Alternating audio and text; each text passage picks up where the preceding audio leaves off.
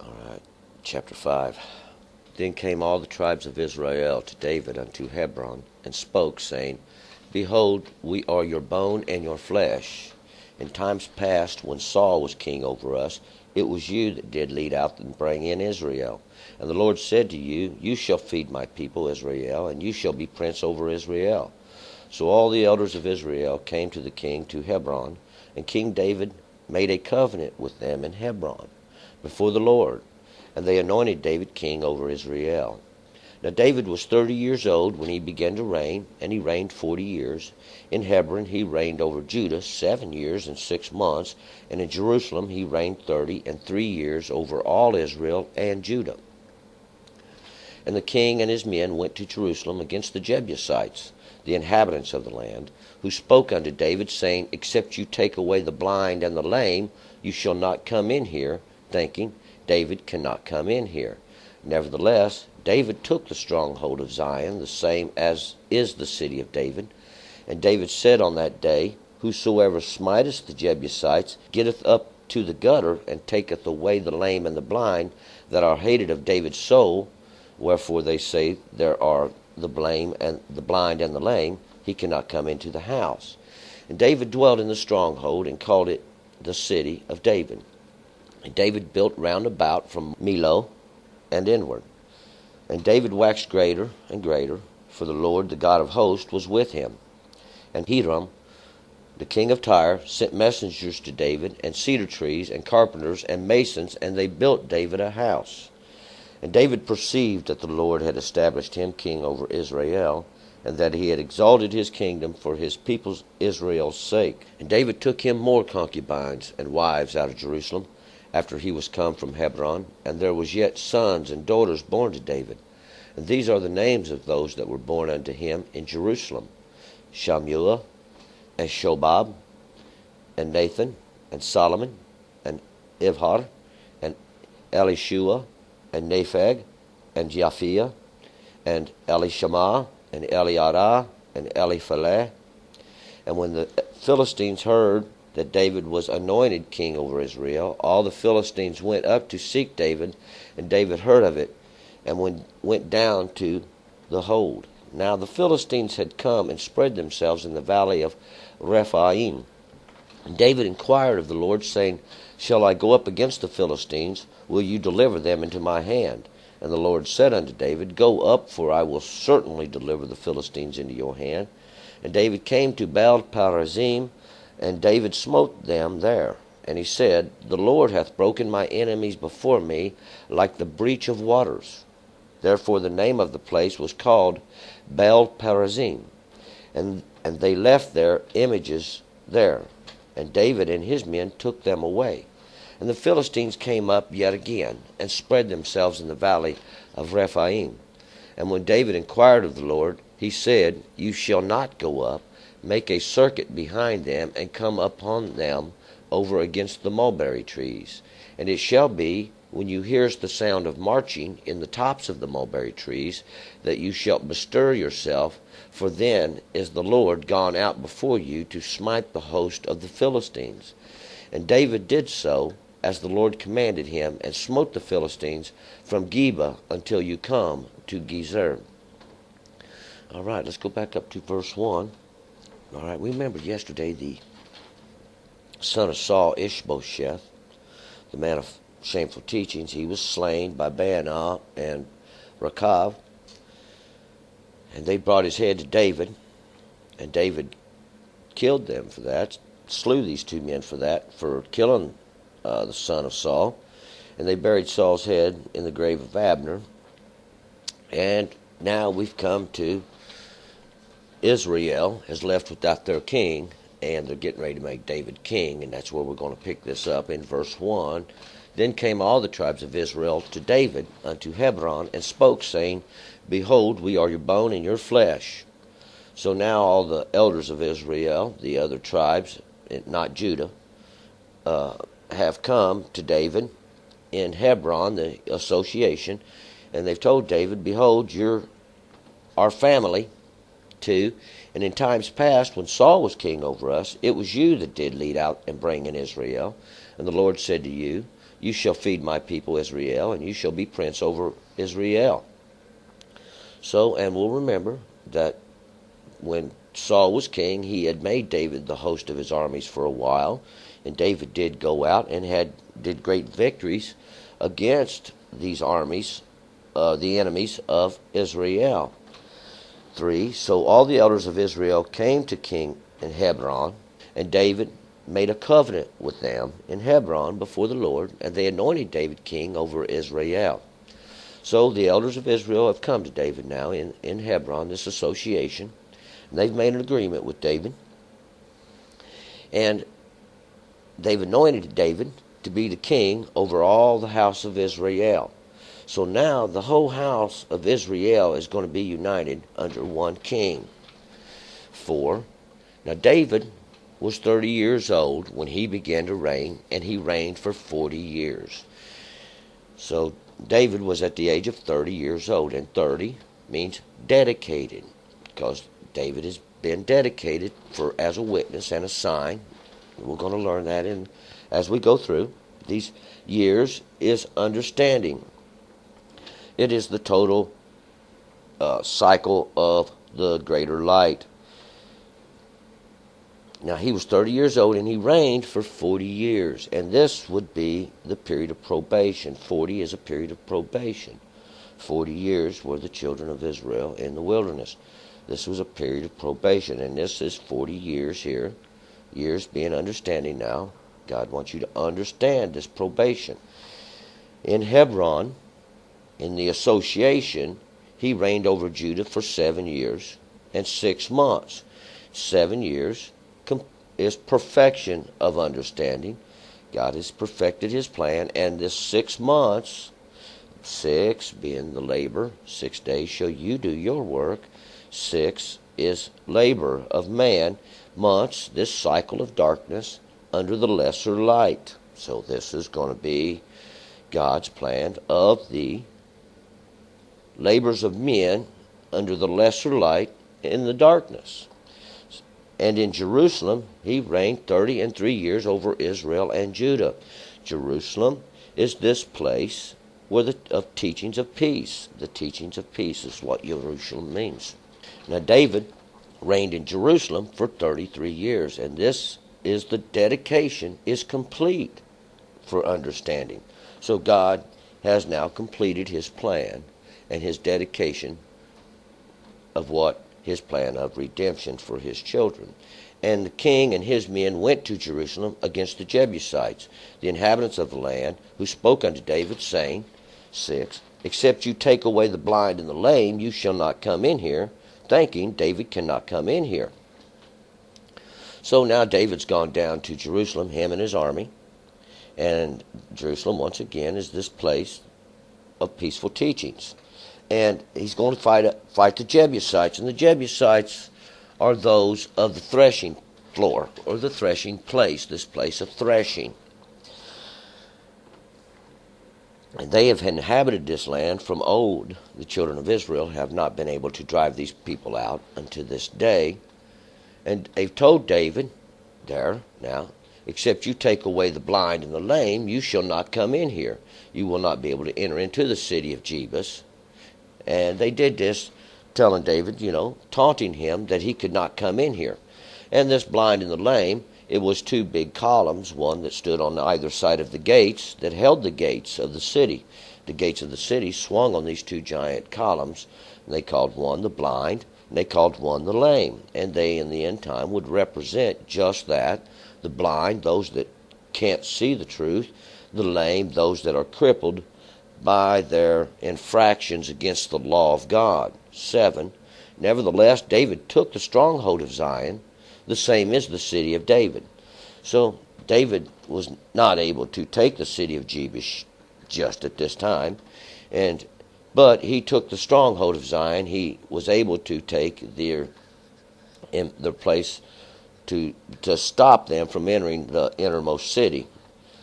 And Zion represents this hidden marker that God has placed, this hidden signpost, this little marker God has placed now so that we can understand. And the same is the city of David, this marker that God has hidden.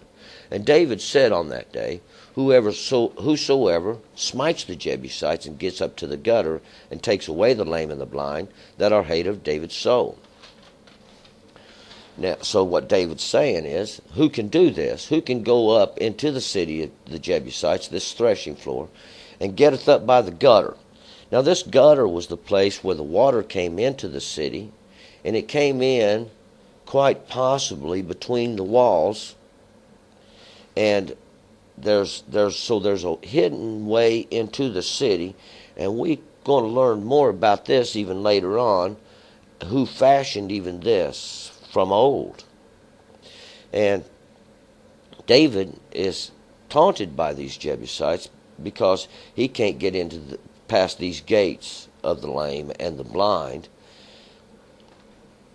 9, and David dwelt in the stronghold and called it the city of David. And David built round about from Millo and inward. So David stayed in their stronghold, but he's not been able to enter into the actual city of the Jebusites at this point. But he has captured the stronghold, and he is building from Millo outward, and Millo inward, and Millo means the rampart. So, and that is something you would build in a siege against another city, is you would build a giant long ramp, a way to get over the wall. And David waxed greater and greater, for the Lord of the God of hosts was with him. So David is growing stronger and stronger in the kingdom, and we'll find out. The God of hosts means the God of the armies of heaven, and he's helping David out. 11, and Hiram, the king of Tyre, sent messengers to David, and cedar trees, and carpenters, and masons, and they built David a house. So now this king of Tyre, and this Tyre is this rock of confinement, and the Hiram means those of nobility. So these important people of the place and the rock of confinement, and we're going to see that this has a lot to do in the end time prophecies, has sent messengers to David, and he sent some cedar trees and some carpenters and some masons, and they're going to come and they're going to build David a house. 12, and David perceived that the Lord had established him king over Israel, and that he had exalted his kingdom for his people Israel's sake.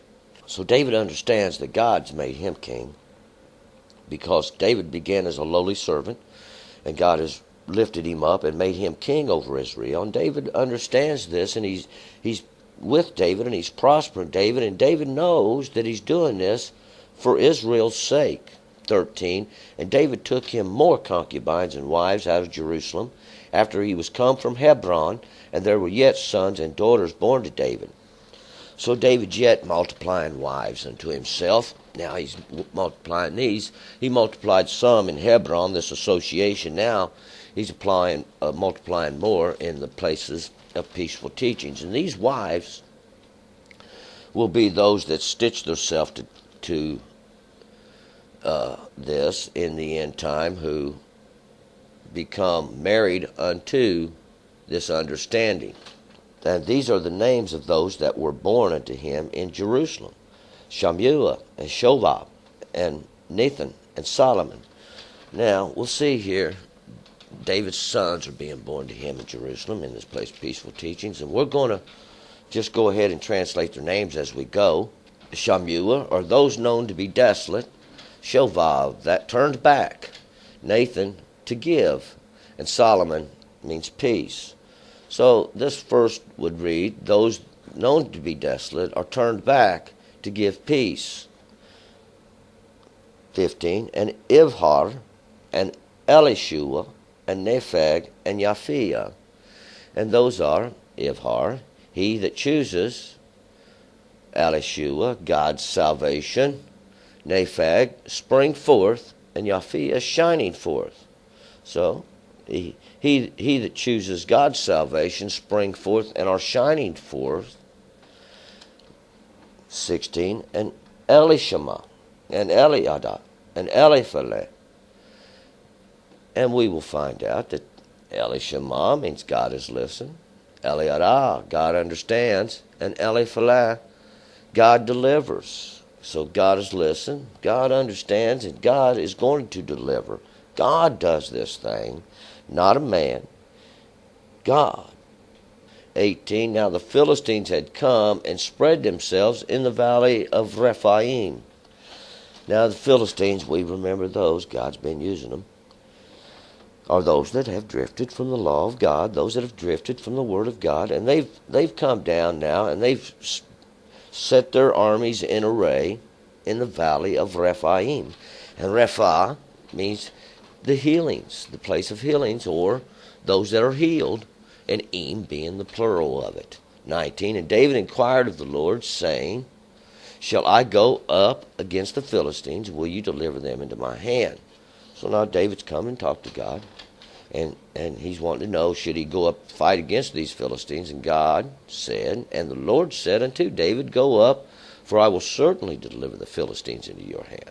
So now these that have drifted from God, David's wanting to know if he should go up against them, and God says, yes, yes, go. 20, and David came to Baal-perazim, and David smote them there, and he said, The Lord hath broken mine enemies before me, like the breach of waters. Therefore the name of the place was called Baal-perazim. So, and Perazim means the breaking point, or this breaching point, or it's like a place in a dam that breaks, and the waters gush out. And that's what is happening now. The water's pulling up toward a breaching point, and this is breaking point, and this is what God's trying to show us, that all this is going to come to its breach. All this comes to its breaking point. And when David inquired of the Lord, he said, You shall not go up, make a circuit behind them, and come upon them over against the mulberry trees. So now God has told David, he says, don't come at them head on this time. Now surround them, go around behind them, and come up against them over against the mulberry trees. And these mulberry trees, I have struggled to find out why it says mulberry, because these trees are balsam trees. If you go look up this word, you'll find this is a balsam tree.